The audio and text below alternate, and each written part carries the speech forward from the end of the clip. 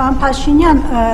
ձեզանից առաջ ձեր թիմակիցներն էին արցախցիներին ասում մնայիք, կռվեիք, չգայիք, դուք երևի գիտեք, որ 2023 թվականի սեպտեմբերի վերջին Արցախում ցեղասպանություն է եղել, միջազգային փորձագետներն են դա փաստել։ Ցեղասպանության պայմաններում մարդիկ կռվել են մինչև վերջ, ինչքան կարողացել են։ Հիմա մնայիք, չգայիք ասելով դուք ինչ նկատի ունեք, դուք եւ ԿՊԱ-կանները, ԱԺ-նախագահ Ալեն Սիմոնյանն էր ասում, մնային մինչև վերջին արցախցին ցեղասպանվեին, սպանվեին, գերեվարվեին, որ, չգիտեմ, այստեղ դուք լավ զգայիք,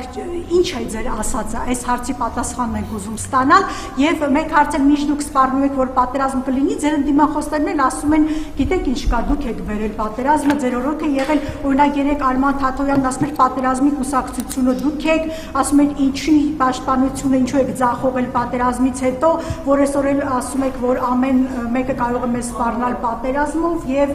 ըստ էության դուք էլ դա օգտագործեք նախընտրական փուլում։ Շնորհակալություն։ Գիտեք, մենք ասում ենք, մեզ ասում ենք եւ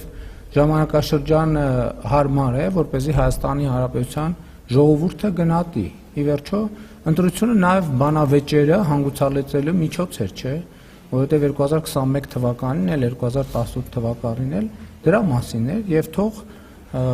խնդիրը այնա, մենք պետք է ակտիվ հաղորդակցության մեջ լինենք եւ գնահատվի դա։ Եվ մենք ժողովրդի հետ մեր ունեցածը կիսում ենք եւ մենք հանձնվում ենք ժողովրդի դատին, ինչպես դա արել ենք 2021 թվականին։ Մենք նախորդ անգամ քաղաքական որոշմամբ արտահերթ ընտրություններով, այս անգամ հերթական որոշմամբ եւ ժողովուրդը մեզ կդատի եւ ուզում եմ էլի վերահաստատել, որ ցանկացած որոշում, որը կայացնի Հայաստանի Հանրապետության ժողովուրդը, մենք այդ որոշմանը հնազանդ կերպով կենթարկվենք։ Ինչ վերաբերում է ձեր առաջին հարցին, գիտեք, պետքա ես չէի ուզի այդ թեմային անդրադառնալ, բայց ուզում եմ ասել, որ 2023 թվականի իրադարձություններից հետո Հայաստանի Հանրապետության անվտանգության խորհրդում նիստ է եղել, որտեղ վերլուծվել են տեղի ունեցած մարտական գործողությունների արդյունքները եւ ես ուզում եմ շատ բան չկարողանալով բացել եւ ես ուզում եմ արձանագրել, որ այն պնդումները, չգիտեմ ոնց ասցիք, որ դրա մասին չի խոսքը, կռվելու եւ այլնի մասին պնդումները մեղմ ասած չեն համապատասխանում իրականությանը, որովհետև մեր հետախուզության եւ ոչ միայն հետախուզության ունեցած տվյալներով արկա զենք զինամթերքի ես տոկոսներ ասեմ, կարող եմ տոկոսային ճշգրտությամբ գնահատվել, բայց առյուծի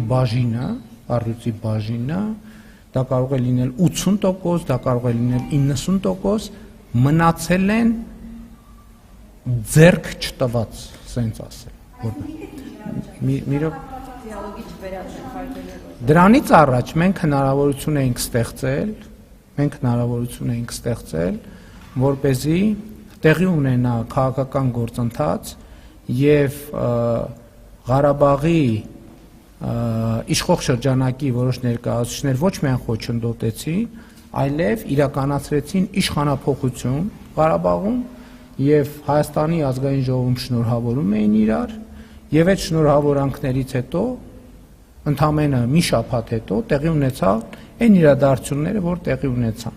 Եթե հիմա 10 օր առաջ ասեինք, որ տեղի են ունենալու սուր իրադարձություններ, այս ամենը չնայած ասել ենք։ Ենթադրում եմ ազգային ժողովում այդ ժամանակ քաղաքացիական պայմանագիր խմբակցությունը շատ ակտիվ էր եւ տալիս էր գնահատականներ, թե դրա հետևանքները ինչ էր լինելու, եւ բայց ի հեճուկս այդ գնահատականների եւ զգուշացումների մարդիկ իրար շնորհավորում էին, ասում էին, որ հիմա տեսեք ինչ են անելու Ղարաբաղում, հաջորդիվ ինչ են անելու Հայաստանում, եւ ես ուզում եմ հաստատել դա, որ նրանք այն ինչ որ արեցին Ղարաբաղում, հաջորդիվ ուզում են անել Հայաստանում, եւ այդ մարդիկ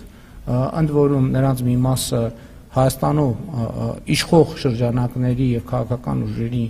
ներկայացուցիչներ են բառից բուն իմաստով փախան Ղարաբաղից, ընդ որում ինձ մեղադրելով, որ սահմանները մենք փակել ենք եւ թույլ չենք տալիս, որ ժողովուրդը դուրս գա։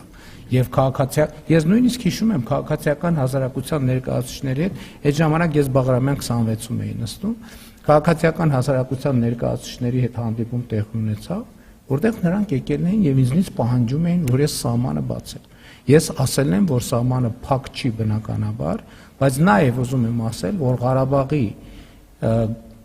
ներկայացուցիչներին ես այն ժամանակ զգուշացրել եմ, ասել եմ, եթե դուրս եկաք, իմացեք այլևս վերադարձի հնարավորություն չի լինելու։ Եվ ինչ վերաբերվում է ձեր գնահատականներին, գիտեք ինչ, մենք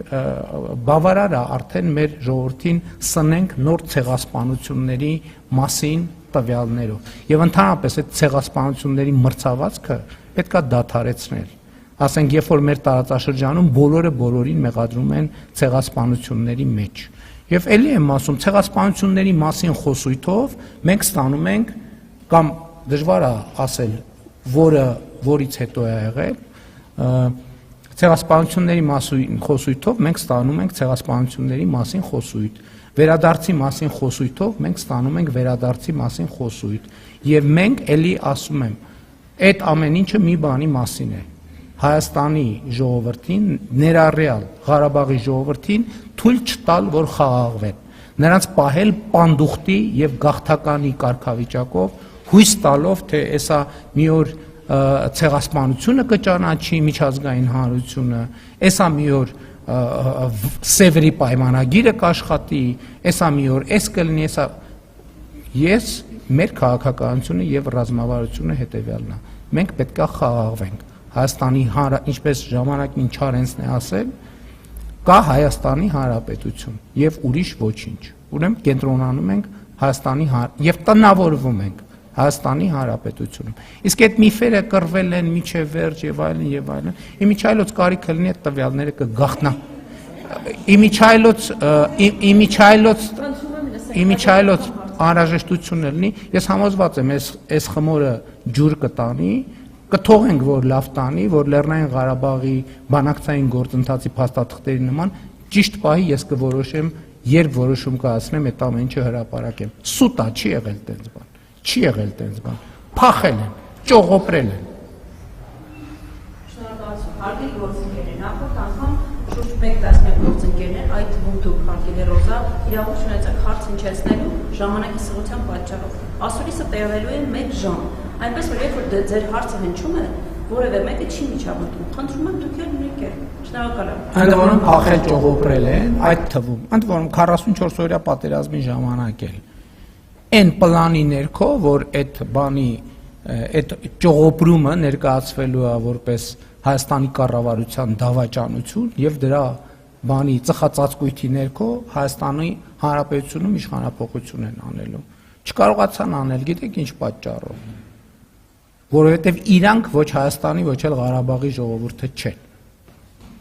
Այդ մարդիկ չեն ներկայացնում ու չեն ներկայացրել երբեք Հայաստանի եւ Ղարաբաղի ժողովրդին, որովհետեւ չեն ունեցել լեգիտիմություն։ Չեն ունեցել լեգիտիմություն։ Ժողովուրդը ոչ Ռոբերտ Քոչարյանի, ոչ Սերժ Սարգսյանի, Լևոն Տեր-Պետրոսյանին մի անգամ ընտրել է, դրանից հետո չի ընտրել։ Նրանք երբեք Հայաստանի լեգիտիմ ղեկավար չեն եղել։ Եվ այդ է եղել պատճառը Ղարաբաղի վերջին ներկայացուցիչները, նրանք լեգիտիմություն չեն ունեցել ընդհանրապես։ Նրանք ում ներկայացուցիչն են, ընդհանրապես ում են ներկայացրել, այդ հարցը պետքա պարզաբանվի, եւ այս օրերին այդ հարցն է պարզաբանվում։ Լևոն Տեր-Պետրոսյան, Սերժ Սարգսյան, Ռոբերտ Քոչարյան եւ նրանց քաղաքական ուժերը ներկայացնում են ում ասես, բացի Հայաստանի ժողովրդից։ Նրանք Հայաստանի ժողովրդի հետ կապ չեն ունեցել երբեք։ Եվ Լևոն Տեր-Պետրոսյանն է, որ իր առաջնորդությամբ Հայաստանը եւ հայ ժողովրդին ներքաշել այս ավանտյուրայի մեջ։ Հաջորդ հարցը ուզեմ